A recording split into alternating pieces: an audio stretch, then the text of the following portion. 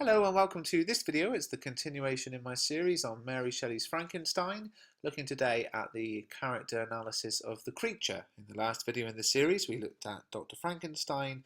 Now let's look at his creation, how he is presented in the novel. Everything you see in this video comes from my ebook on the screen. You can pick it up at Amazon or mrbruff.com. So we're looking at the creature, which is not Frankenstein. Frankenstein is, of course, the doctor, so don't make that mistake. Long before we meet the creature, though, we hear Frankenstein's evil description of him.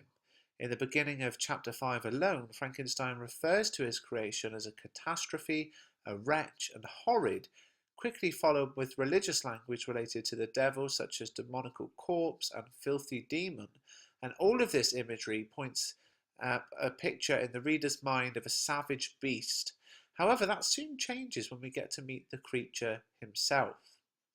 In chapter 11 we hear, albeit through Frankenstein's retelling, the voice of the creature, and it's with some surprise that we learn the creature is actually intelligent and articulate.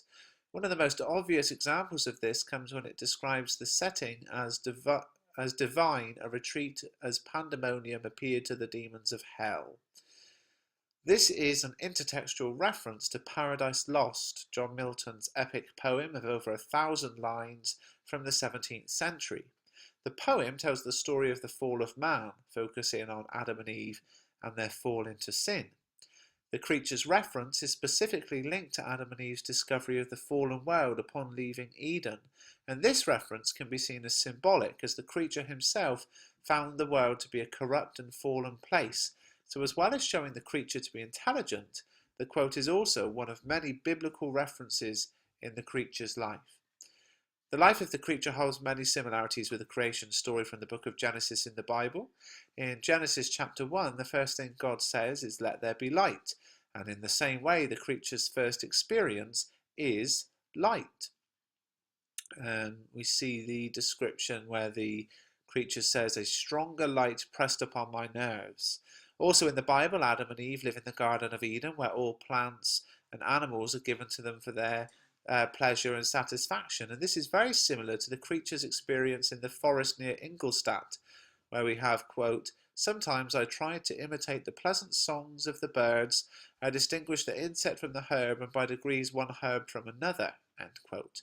So these similarities with the Bible creation story are used by Shelley to symbolize how Frankenstein took on a godlike role in creating life.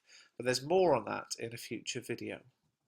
Whereas the biblical references are subtle in the first half of the text, they become less so in chapter 15.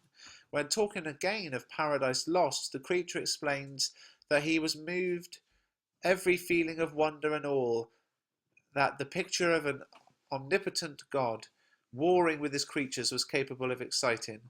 I often referred the several situations as their similarity struck me to my own. Like Adam, I was apparently united by no link to any other being in existence, but his state was far different from mine in every other respect.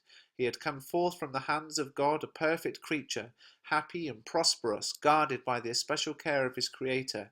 He was allowed to converse with and acquire knowledge from being of a superior nature, but I was wretched, helpless, and alone. Well, this is a reference to Adam's desire for a partner. In the Bible, Adam was discontented on his own, and so God made Eve, a woman, to be his companion, and the creature wants the same. So what does it all mean? Well, Mary Shelley seems to me to be criticising the God of the Bible in these passages. Perhaps she feels a sense of unfairness that God made his creation and then abandoned them in her view, just as Frankenstein abandoned the creature. One of the most shocking discoveries the reader makes about the creature is that he is in fact good-natured. Juxtaposed to the evil description given by Dr. Frankenstein, we read in chapter 5 that, as you look at those scary eyes, kindness moved me sensibly. I had been accustomed during the night to steal a part of their store for my own consumption, but when I found that in doing this I inflicted pain on the cottagers, I abstained and satisfied myself with berries, nuts, and roots which I gathered from a neighbouring wood. So while this presentation of the creature as intelligent and kind plays a big part in the nature versus nurture debate, which I go into in my revision guide, and also will be the topic of an upcoming video. So there we have the presentation of the creature, often seen as just a sort of monster. Actually, the book's quite different when you look at it. It suggests that the creature was inherently good, but was turned bad by those who treated it badly, including Dr. Frankenstein himself. And as I said, all of those factors shall be focused on in a future video.